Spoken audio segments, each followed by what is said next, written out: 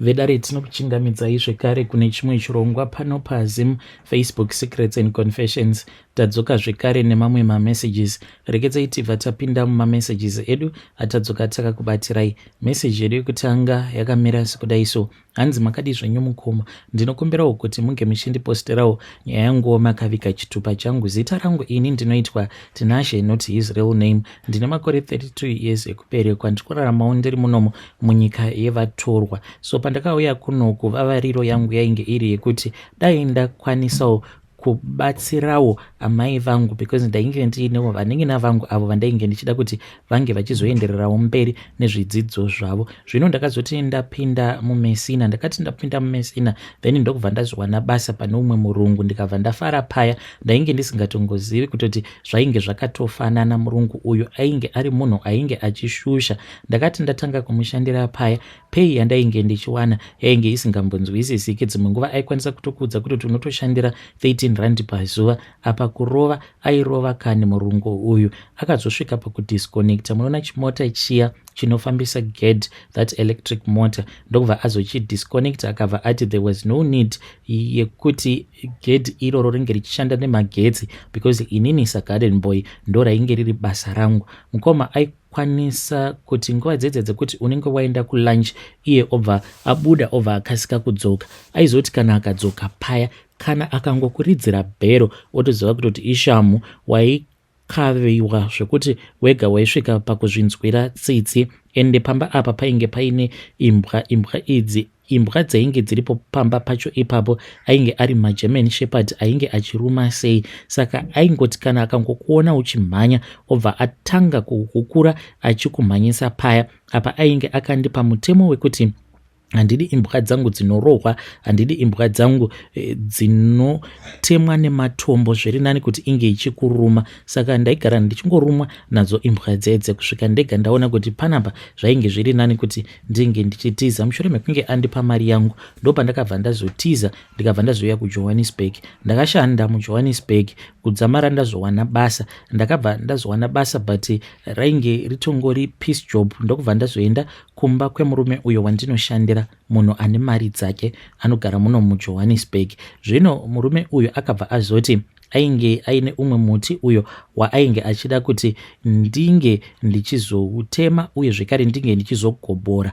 Then ndakabva ndazoti homelight iripi, akabva ati painge pasina homelight. Ndikabva ndati kana mukakwanisa kungonditsvakira demo hapana kana problem. Ndakabva ndarova basa paya. Zvino ndakati ndarova basa, iye akabva ati he was very impressed. Iniwo handida kutoziva kutoti nemudzimai wake naiyewo she was impressed nekushanda uko kwandainge ndakaita. Akabva atoona kutoti murume uyu kana achishanda kudai zvinoreva kuti kunyangwe kumbhedha uku ndo mashandiro acho aanoita. Saka ndakabva ndatanga kumushandira murume uyu kudzamara azondiudza kuti ainge achida kuti inini ndinge ndichizomushandira sadriver wake.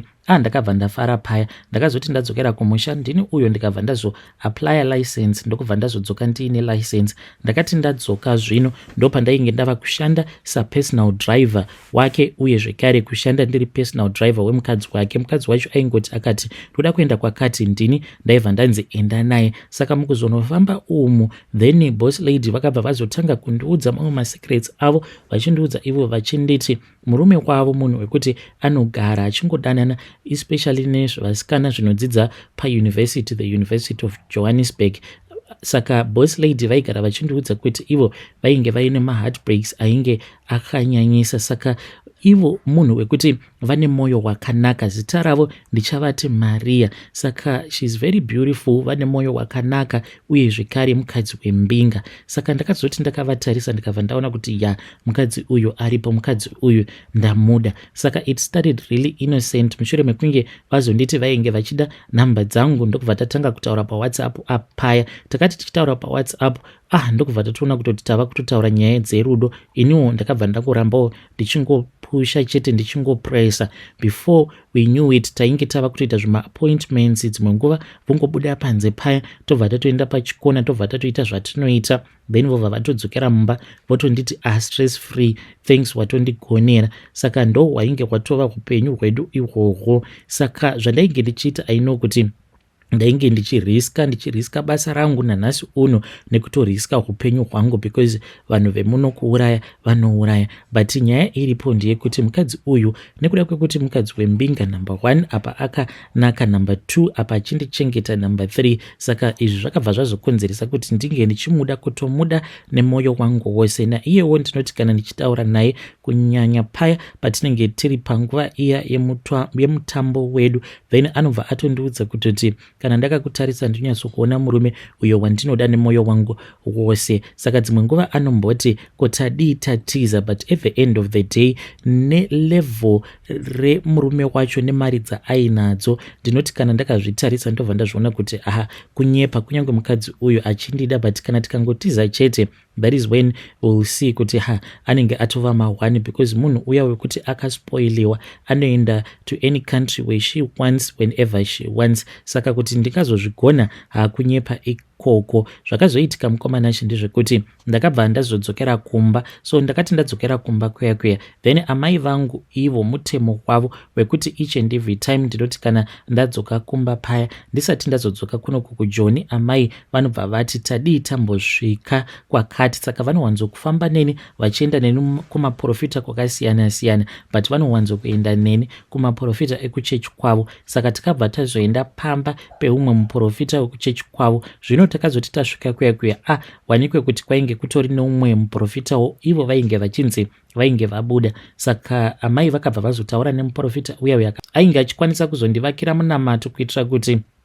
kana ndozodzoka kuno kuSouth Africa ndinge ndichifamba zvakanaka. So muprofita uya akabva azonditarisa achindinamatira, akabva azondiudza zita zvekare nesurname, ende akabva andiudza zvinhu zvakawanda pamusoro peupenyu hwangu. Akabva azoti kwandiri, iwewe ndikuzviziva kuti uri kudanana nemumwe mukadzi, but mukadzi uyu mukadzi wemunhu wauri kudanana naye, but unombozviziva here kuti murume waMaria iye akatoromba. Then akabva ati ndiri kuona hangu kuti chakakonzeresa kuti imi vaviri munge muchizosvika pakupfurirana kuti zviri nani kuti munge muchidanana muchibvisana maheartbreaks, but unozviziva here kuti chinokonzeresa kuti murume uyu asakwanisa kuzvipa nguva yekufadza mukadzi wake inhau yekuti imhiko dzake. Mhiko dzake ndezekuti iye haafaniri kutoti ange achitosvitsa mukadzi wake pabonde, ende ndokutoita mari kwaanenge achitoita ikoko. Pain yaanopa mukadzi wake ndokuita kwake mari. Unozviziva here kuti vasikana vose avo vaanonzi ndo vaanodanana navo hakusi kunzi vasikana ivavo anenge achivada, but dzitori mhiko dzake idzo dzaanenge achizadzisa. Vasikana vaanodanana navo naivowo vanenge vachitorarwa nezvikwambo zvake. Then muprofita uya akabva ati unombozviziva here kuti munhu uyu ane zvimadhokoloshi. Then ndikabva ndazonzi nemuprofita uya, kana ukaramba uchingodanana naye mukadzi wemunhu uyu akaromba, ziva kuti you are putting your life in danger. Iwewe uchafa, iwe uchafirako kujoni sembwa iwe. Ndo warning yacho yandakapiwa iyoyo. Saka mukoma ndakabva ndati kufunga paya, ndikabva ndati zvino panondoita sei, because ndainge ndakambonzwawo negossip kuti zveshuwa bosi vangu ava munhu wekuti anenge akabata plus munhu uya wekuti anotyisa, even though kana wakamutarisa hana kana nguva yekuti anombonyemwerera kana kuita sei. Vanongogara vangori kwindi vari mumamudhu apa vachityisa. Real feeling rekuti munhu uyu anenge ane zvinhu zvinenge zvakamugara chete, plus vanotyiwa nevanhu vakawanda. So I started to think about it, ndikabva ndati muprofita uyu anyatsokunhonga tsono, muprofita uyu anoona. So akabva azonditi iwewe uri kufanira kuti unge uchisiyana naye mukadzi uyu. Then ndikabva ndazoudza amai, ndikabva ndati aiwa tainge tichazogara dare remhuri kana tasvika kumba. Takazoti tasvika kumba paya ndokubva tazogara pasi. Zvino musarudzo umu makazoti netsei, because vamwe vainge vachiti aiwa mukomana ngaasiyane naye mukadzi wake uyu, but ivo vanotomuziva because vanotomutora semuroora wavo nekuda kwekuti anondibatsira mukadzi uyu. Handiri kukunyeperai, kana dai anga asiri iye hamene kuti dai mhuri yangu ichirarama nei. Mukadzi uyu anondibatsira financially. Saka pakabva pazotanga kuita gakava, vamwe vachiti zvino kana kuri kunzi mukoma kana ivo vakarambana naye mukadzi uyu zvino zvichazoitwa sei, nekuti sezvamunongoziva kuti vamwe vedu tichiri pakati pekupedzisa zvidzidzo zvedu. Ko vadii vamboramba vachimbodanana naye mukadzi uyu kusvika tapedzawo zvidzidzo zvedu? Saka ndo zvakazobuda musarudzo imomo kuti zviri nani kuti ndirambe ndichimbodanana naye mukadzi uyu, then kana ndikakwanisa kuunganidza mari ndobva ndarambana naye. Ndakabva ndazodzoka mukoma. Mushure mekunge ndadzoka ndaiti paya nanhasi uno ndo zvandinoita. Ndinoti kana dzimwe nguva ndiri pamusoro pake ndinobva ndamutarisa, ndobva ndatanga kuzvibvunza kuti asi zvinhu izvi zvandiri kuita handisi munhu ari kutosaina death sentence yake here? Because iye akangoti ndamuudza kuti ndainge ndava munzira ndichidzoka, akabva ati unozviziva here kuti ndanga ndakusuwa sei? Saka ndakangoti ndichingosvika ndisi uyo ndokubva tatotanga kutosika bonde. But tichisika bonde kudaro ndainge ndichingoregreta kuti but zvandiri kuita ndiri kungofadza hangu nyama dzangu, but apa ndiri kutozvitongera rufu by continuing dating this woman. Saka iye Maria uyo haatozvizivi kuti pandainge ndiri kumusha pane muprofita uyo akandipa chiprofita chekuti inini ndikaramba ndichidanana naye kumagumo kwazvo ndichazofa.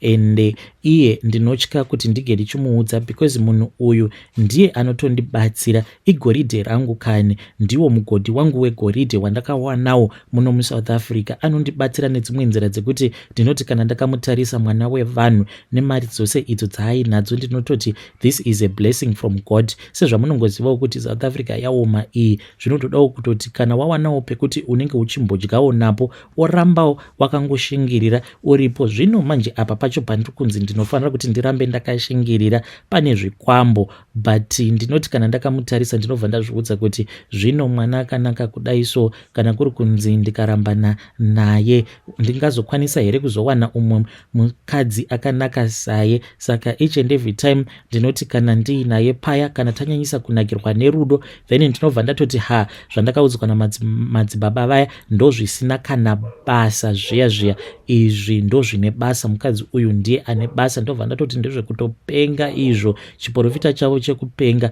But asi ndinozongoti ndichangopedza kurasa mbeu paya ndobva ndatanga kuregreta kuti asi ndaitei. Ndinozviziva kuti izvo zvandiri kuita ndokunonzi kutamba nemoto, kugarira museve chaiwo, but I cannot stop even if it means kuti zviri nani kuti ndige ndichiriska upenyu hwangu. Shuwa mukadzi uyu nemanakiro akaita, I cannot walk away from here. Ndinoti kana ndakarara paya, kana ndikangozviudza kuti munhu uyu ndikufanira kuti ndinge ndichimuramba, ndinobva ndatobatwa nemadzikirira same time. Ndava kutotya kutoti zvimwe kuda anenge atonzwa zvinenge zviri mupfungwa mangu. Ndinokumbirawo kuti vedare renyu vange vachindipawo advice. Pakadai ndoita sei? Ndorambana naye here Maria uyu kana kuti ndoramba ndichidanana naye? Please advise me. Ndichange ndichizoteverera mucomment section. Iyi vedare ndo message iyo yandakatumidzirwa ichibva kuna mukoma vedu. Please ngatizamei kuti tinge tichitaura navo mukoma vedu ava mucomment section. Zvakangoma hazvo vedu we. Regedzai tibva taenda panyaya yedu inotevera. Nyaya yedu inotevera yakamira sekudai so. Hanzi makadi zvenyu mukoma, ndinokumbirawo kuti muke muchindipostirawo nyaya yanguwo makaveka chitupa changu. Pane zvimwe zvinhu zvakaitika mukoma nanhasi uno ndogara ndichizvibvunza kuti asi ndochii ichocho, because ininiwo ndinoshandirawo imwe kambani iyi inoitawo zvekuinstalla mawifi. Saka takabva tazoenda pamba pemamwe mazimba. Munongoona kana vanhu vachatanga kuita mari vanotongooneka kutoti vanhu ava vachiri kutanga kuita mari. Saka couple iyi yainge ichitongogara zvayo mu1 bedroom apartment. Saka vainge vachida kuti tinge tichivaisira wifi. So takati tasvika paya ivo ndobva vabuda zvavo panze. Saka ndainge ndichifarira kuti ndinge ndichizofambisa tambo iyi. Vainge vakati inge ichizofamba nekuseri kwemacouches avo. So when I was busy doing that, mukoma ndakaona nyoka iyi. Pandakaiona chakandivhundutsa pairi nyoka iyi ndechekuti yainge iine zvuma. Then nyoka iyaya ndokubva yangonyangarika. Ende ndichiti yakanyangarika, I don't mean kuti nyoka iyi yakazoenda pazasi pekauchi or anything, because ndainge ndichitorwidzana nekutomuvha makauchi aya, but painge patova negap zvekuti ndakati ndaiona so, because ndakangoiona I can say maybe for less than a minute, maseconds chaiwo.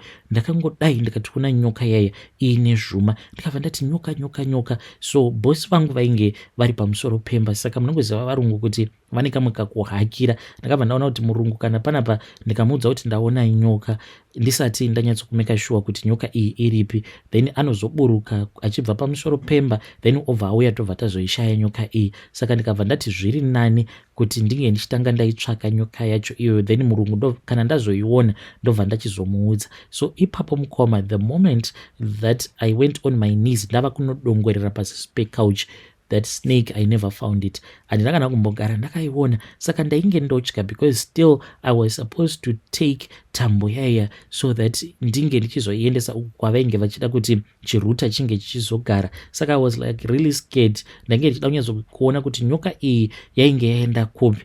Then ndakati ndakapfugama kudaro, mukadzi wacho mukoma ndopandakazongokaruka ndatongoona atomira kumashure kwangu, zvezvekuti munhu uyu haana kupinda mumba like through the door. Mukadzi uyu ndakamuona mukoma akangoita zvekungoappear from nowhere.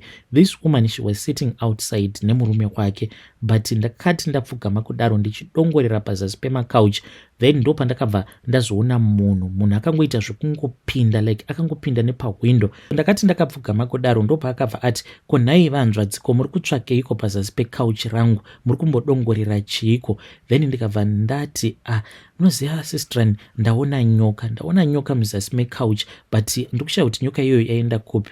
To my surprise akabva atanga kupopota. Munoziva kuti akati apopota, then murungu wangu akabva ati, Joseph, what is going on? Not his real name. Then iye akabva azonditi, ndinokudzingisa basa iwe. Mukoma ndakabva ndamukumbira ruregerero, ndikabva ndati sistrani, ndakanganisa, I'm really sorry.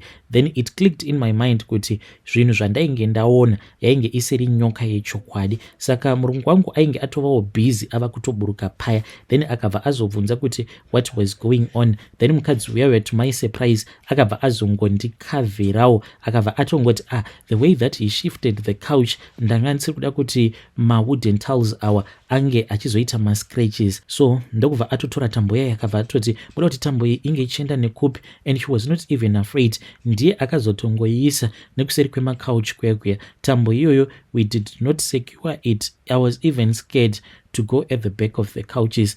Akangoti angopedza kuisa tambo yaya, she then moved that couch against the wall. Then ndokubva tatoramba tichitoenderera mberi nekutova installera that wifi. But mukomanashi, I was not at peace. Mukadzi uyu akazoti paya patainge tapedza, so murungu ainge atova mumotikari, mukadzi uyu akabva azongouya padhuze neni, but to my surprise akabva andimhoresa pandainge ndovhara gedhi ravo. So this is what happened mukomanashi. Nanhasi uno ndogara ndichimbozvibvunza kuti asi ipo paya chiko chakamboitika. Hey vedare, ndo message iyo yandakatumidzirwa ichibva kuna mukoma vedu. Naime zvakangooma hazvo veduwe, ngatizame kuti tinge tichitaura navo mukoma vedu ava mucomment section. Yay, strange things indeed they do happen in this world. Yo, hanzi ndakaona nyoka iyi mushure mekunge ndaiona yakabva yangodisappear, just disappeared. Then mukadzi wacho akabva atoya ndobva atotanga kutopopota. Apa vaitorakidza kuti vanhu vachatongotangawo kutongoita mari. Zvakangoma hazvo veduwe.